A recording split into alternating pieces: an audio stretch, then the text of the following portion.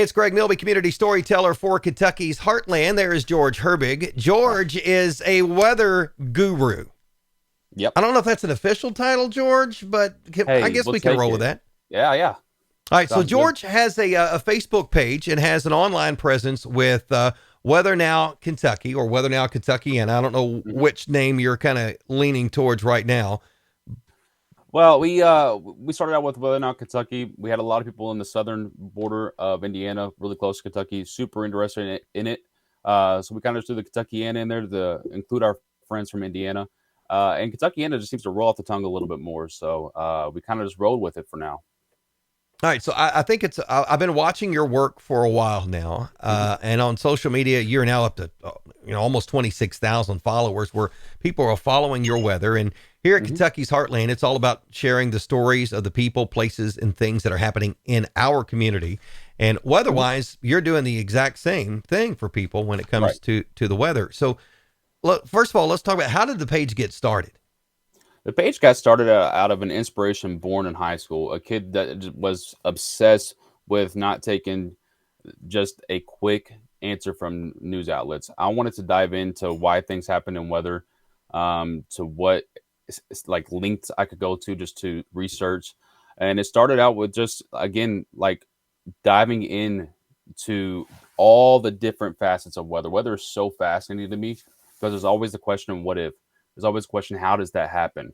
Like, for instance, this last month, we've had near over 25 tornadoes in Kentucky.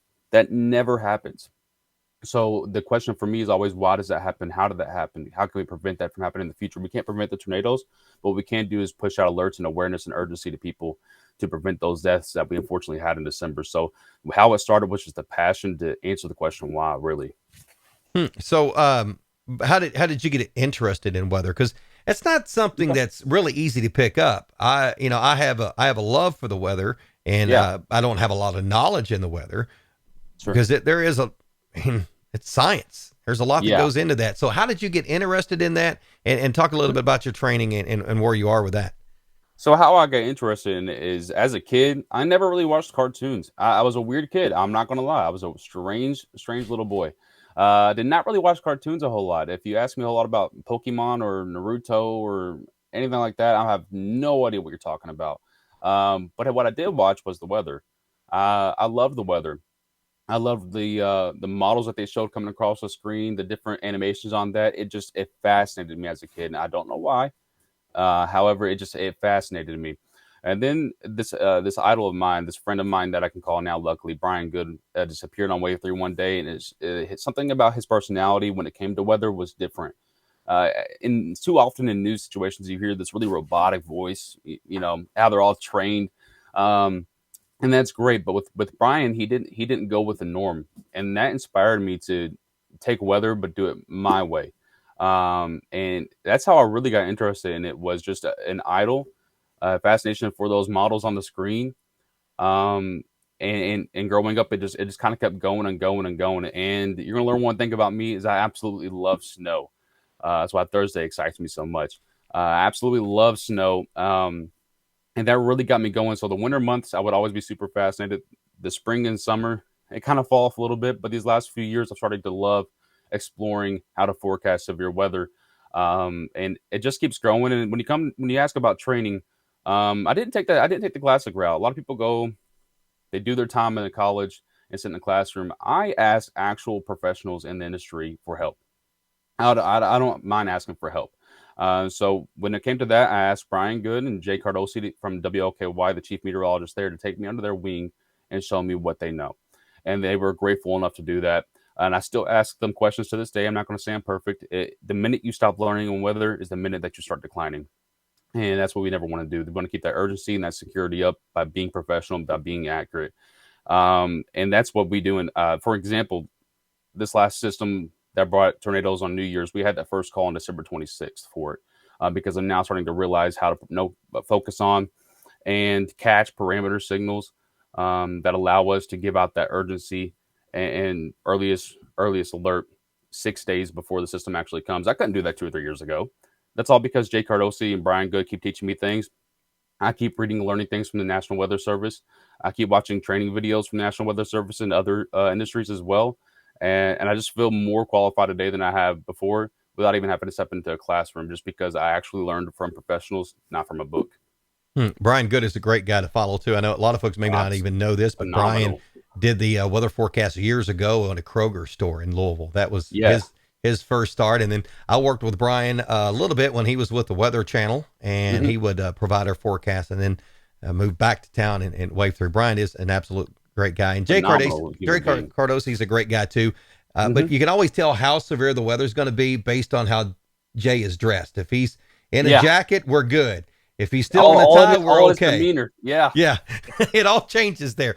So what are your goals with this page? You've got, again, as I mentioned a minute ago, almost 26,000 followers, and you're very dedicated to making sure that you're covering the weather. What are your goals for WNK? My goals for this page, and to put it as humbly and bluntly as possible, is to be the biggest weather source in Kentucky. And the reason for that is I know in my heart there's not one outlet that can cover it as well as I can. And what I mean by that is you can see the dedication of the coverage. I don't go to bed whenever severe weather arrives. You can go back to the page and look, 2, 3, 4 a.m. I'm pushing out warnings. I'm pushing out live videos. I'm pushing out urgency to people. That's why I want this page to be so big. Not to make money, not to do anything with anything, any type of, eventual celebrity level when it comes to social media. What I want is to make sure people get authentic warnings and urgency requests when it comes to their weather information. Too many times do I see storms overhyped on regular news platforms, or I see alerts being pushed out, what they call alert days or special weather statements or whatnot. Too oftentimes I see those pushing out for no reason. And that creates false urgency, and it lets a lack of trust in their weather outlets. That's why I want this weather outlet to be the biggest and the best, because I believe that I can do it correctly, and I can believe I can keep learning how to do it accurately, and just keep growing my information and keep growing my knowledge to better serve these people. And that's why I think that we deserve to be the best and the biggest one day eventually. And you're doing this on a bare bones budget. I mean, this is all out of your pocket. There's no corporate backing. There's no sponsorships. None of that stuff as of yet. None of that. And that was the goal at first.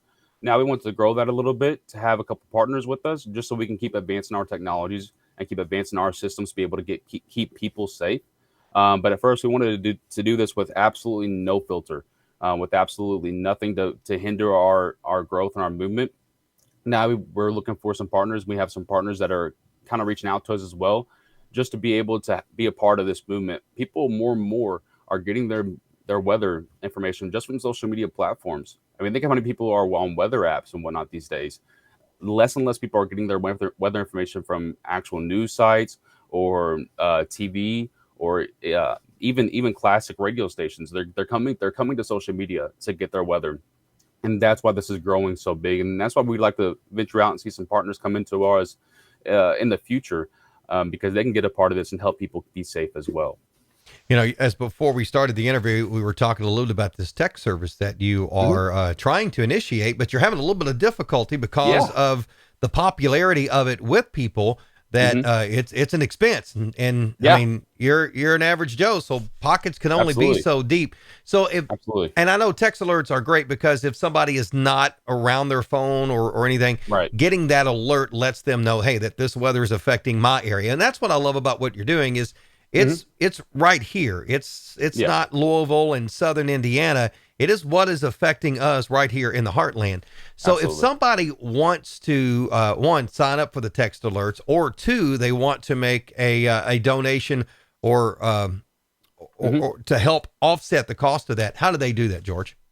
That's a great question. We actually have a couple posts on the page with information on how to do that. And what we do with the donation setup is we have a PayPal, dedicated toward WNK. Those funds are not used for anything else. They're safe in that account for WNK.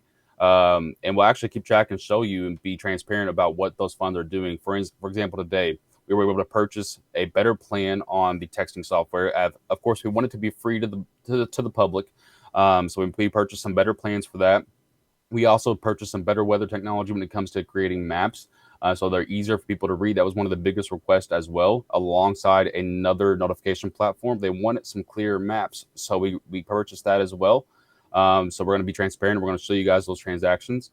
When it comes to enrolling in the text platform, I don't have the correct number at the moment on top of my head. It's a 12-digit number or a 10-digit number, but that's also on our page at WNK on Facebook. You can text a short code. It's WNK. That's the code that you text to the short code, and it's very easy. It's very free. And number one thing we made sure when we did this is to make sure we did it with a secure platform. So it's safe, secure, and free. And it's another way for you to get as many alerts and notifications when it comes to inclement weather to keep you safe during potentially dangerous times. All right, ladies and gentlemen, if you want to know what's going on in the Heartland weather-wise, this is your guy, George Herbig. Again, Weather Now Kentuckiana, that is the Facebook page, and it is a growing entity, already almost 26,000 followers. Yeah. And I know you've had a crazy couple of weeks with the storms, and unfortunately, you see a large growth in your followers when there is significant weather. And I think you would probably like it not to have large jumps, because that means you're not getting a lot of that weather situation. But it is almost Christmas for you here. You get a little bit of snow coming in here tomorrow. Yes, I absolutely love snow. You guys know this. Thursday, we're looking at a potentially impactful system, widespread 2 to 4 inch amounts occurring from anywhere from noon on Thursday all the way to 10 p.m. on Thursday. Some higher snowfall totals to the southeast portion of the state. We're looking at that for some higher potential there. We're also looking at some deformation bands that may be trying to set up to the central and northern portions of the state that can overdo our current forecast amounts. We're keeping an eye on it and tracking it. As you said, they can see all that, if those updates at WNK on Facebook. This is an ever-growing and ever-changing system, so definitely expect some forecast updates. I know some winter weather advisories and winter storm warnings just came out right before we went and recorded this right here. So there'll be more updates pushed to the page and more updates pushed out to those text systems. All right, good deal. Ladies and gentlemen, he's George Herbig, Weather Now Kentuckiana. I am Greg Milby, Community Storyteller, and that's just one of the many people making a difference in our community. And this is Kentucky's Heartland.